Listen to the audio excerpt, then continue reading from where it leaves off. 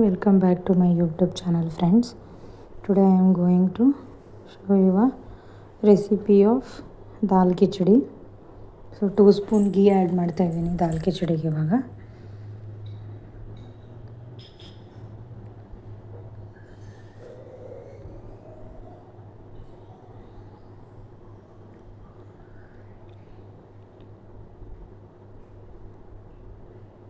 Next 1 spoon ಸಾಸಿವೆ,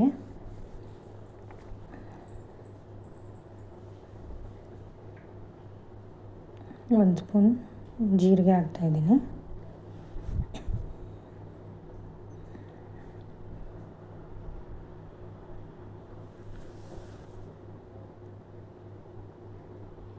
ನನಗೆ ಗೀ ಅಂದರೆ ತುಪ್ಪ ಕಡಿಮೆ ಅನ್ನಿಸ್ತಾ ಇತ್ತು, ಸೊ ಅದಕ್ಕೆ ಮತ್ತೆ ಅಗೇನ್ 2 ಸ್ಪೂನ್ ಗೀ ಆ್ಯಡ್ ಮಾಡ್ತಾ ಇದ್ದೀನಿ ನಾನು. ಆಯಿಲ್ ಆದರೂ ಹಾಕ್ಬೋದು ಅಥವಾ ಗೀ ಆದರೂ ಹಾಕ್ಬೋದು. ಗೀ ಹಾಕೋದ್ರಿಂದ ಟೇಸ್ಟ್ ತುಂಬ ಚೆನ್ನಾಗಿರುತ್ತೆ.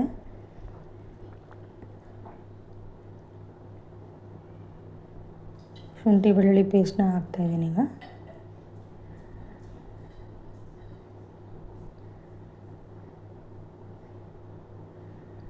ಕರಿಬೇವಿನ ಸೊಪ್ಪು,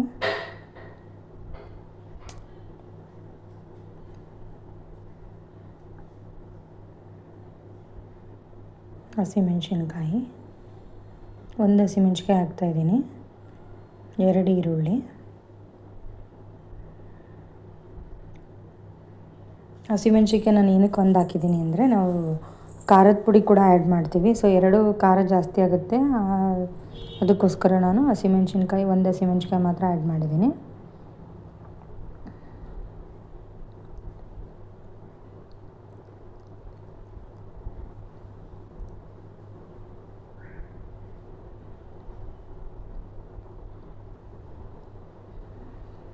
ಅದು ಆನಿಯನ್ ಈರುಳ್ಳಿ ಎಲ್ಲ ಚೆನ್ನಾಗಿ ಬ್ರೌನಿಷ್ ಆಗಬೇಕು, ಚೆನ್ನಾಗಿ ಫ್ರೈ ಆಗಬೇಕು, ಬ್ರೌನ್ ಆಗಬೇಕದು.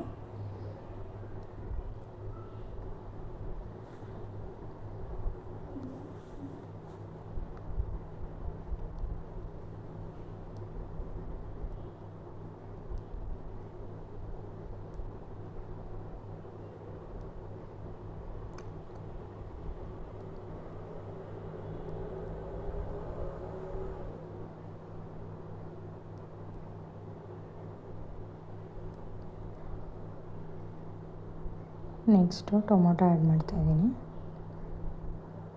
ಆಮೇಲೆ ಕ್ಯಾರೆಟು.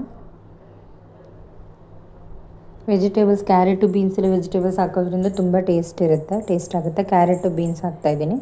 1 ಕ್ಯಾರೆಟ್ ತೊಗೊಂಡಿದ್ದೀನಿ ನಾನಿಲ್ಲಿ, ಆಮೇಲೆ 4ರಿಂದ 5 ಬೀನ್ಸ್ ತೊಗೊಂಡಿದ್ದೀನಿ. ವೆಜಿಟೇಬಲ್ಸ್ ಆ್ಯಡ್ ಮಾಡೋದ್ರಿಂದ ಟೇಸ್ಟ್ ತುಂಬ ಚೆನ್ನಾಗಿರುತ್ತೆ.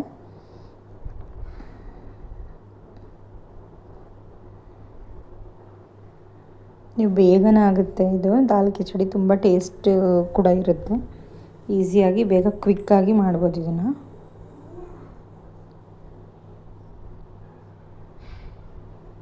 ವೆಜಿಟೇಬಲ್ ಎಲ್ಲ ಚೆನ್ನಾಗಿ ಫ್ರೈ ಆಗಬೇಕು, ಹಸಿ ವಾಸನೆ ಎಲ್ಲ ಹೋಗಬೇಕು.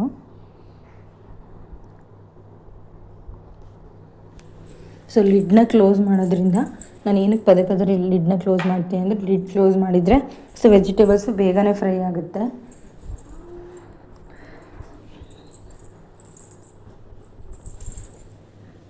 ನೋಡಿ ವೆಜಿಟೇಬಲ್ಸ್ ಎಲ್ಲ ಚೆನ್ನಾಗಿ ಫ್ರೈ ಆಗಿದೆ ಈಗ. ಸೊ ಸ್ವಲ್ಪ ಸಾಲ್ಟ್ ಹಾಕೋಣ.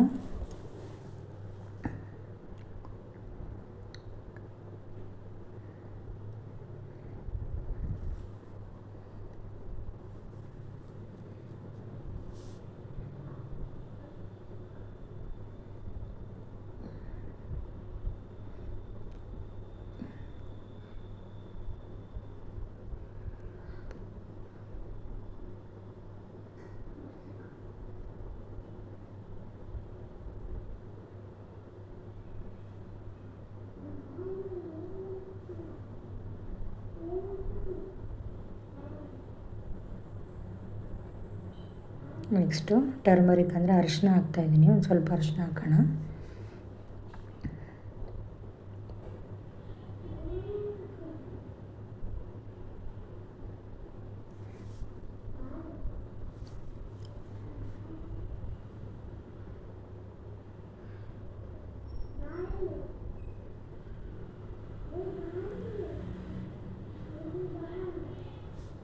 ಸೊ ನೆಕ್ಸ್ಟ್ ಇವಾಗ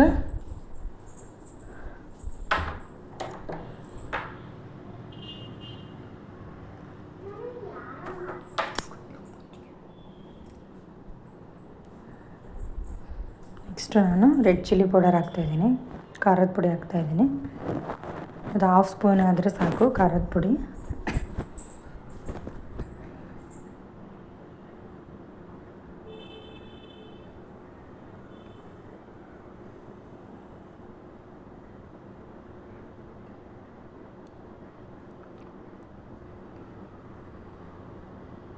ನಾನೀಗ ಅಕ್ಕಿ ಅಂದರೆ ರೈಸು ಮತ್ತು ತೊಗರಿಬೇಳೆ, ಮಸೂರ್ ದಾಲ್ ಅಂತ ಕರಿತೀವಲ್ಲ, ತೊಗರಿಬೇಳೆ ಜೊತೆಗೆ ಹೆಸರುಬೇಳೆ.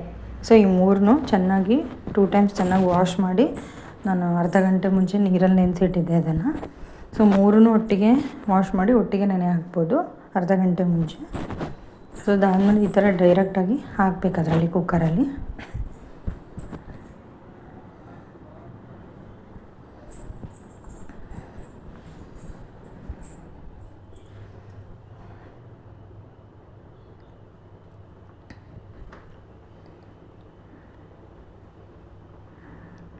ಸೊ ವಾಟರ್ ಮಾತ್ರ ಜಾಸ್ತಿನೇ ಆ್ಯಡ್ ಮಾಡಬೇಕು, ನೀರು ಜಾಸ್ತಿನೇ ಬೇಕು ಇದಕ್ಕೆ. ಯಾಕಂದರೆ ವೆಜಿಟೇಬಲ್ಸ್ ಕೂಡ ಇರುತ್ತೆ ಮತ್ತು ರೈಸ್, ಅಕ್ಕಿ, ಬೇಳೆ, ಸೊ 3 ಇರೋದ್ರಿಂದ ಇದಕ್ಕೆ ವಾಟರ್ ಕನ್ಸಿಸ್ಟೆನ್ಸಿ ಜಾಸ್ತಿ ಇರಬೇಕು. ಇದು ತುಂಬ ತೆಳ್ಳಗಾದರೆ ಮಾತ್ರ ಟೇಸ್ಟ್ ಚೆನ್ನಾಗಿರುತ್ತೆ ತಿನ್ನಲಿಕ್ಕೆ. ಕಿಚಡಿ ಅಂದರೆ ಕಿಚಡಿ ಥರನೇ ಇರಬೇಕು, ತುಂಬ ತೆಳ್ಳಗಾಗಿರಬೇಕು. ಸೊ ನೀರು ಜಾಸ್ತಿ ಹಾಕೋದ್ರಿಂದ ಏನಾಗುತ್ತೆ ಅವಾಗ ತೆಳ್ಳಗಾಗುತ್ತೆ ರೈಸು.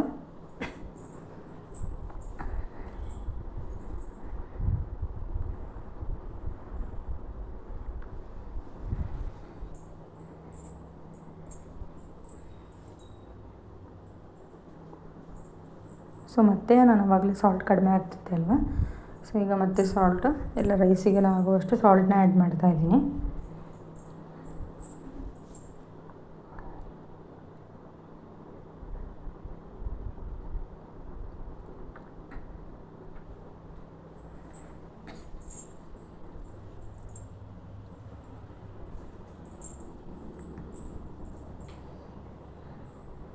ಸೊ ಇದು ಈ ಥರ ಪದೇ ಸ್ಪೂನಲ್ಲಿ ಮಿಕ್ಸಿಂಗ್ ಮಾಡ್ತಾ ಇರಬೇಕು, ಇಲ್ಲಾಂದರೆ ವೆಜಿಟೇಬಲ್ಸ್ ಒಂದು ಕಡೆ, ಬೇಳೆ ಒಂದು ಕಡೆ, ಅಕ್ಕಿ ಒಂದು ಕಡೆ ಆಗಿಬಿಡುತ್ತೆ.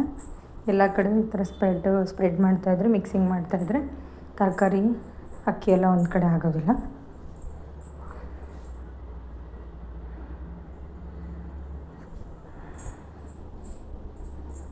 ನೆಕ್ಸ್ಟ್ ಇದು ಚೆನ್ನಾಗಿ ಕುದಿ ಬರಬೇಕು ನೋಡಿ ಫ್ರೆಂಡ್ಸ್. ಚೆನ್ನಾಗಿ ಕುದೀತಾ ಇರುತ್ತಲ್ಲ, ಸೊ ಅದು ಚೆನ್ನಾಗಿ ಬಾಯ್ಲ್ ಆಗೋವರೆಗೂ ನೀವು ಲಿಡ್ನ ಕ್ಲೋಸ್ ಮಾಡಬಾರ್ದು ವಿಶಿಲ್ ಆಗಲಿಕ್ಕೆ. ಸೊ ಈಗ ಹಾಗೆ ಹಾಫ್ ಲಿಡ್ನ ಕ್ಲೋಸ್ ಮಾಡಿ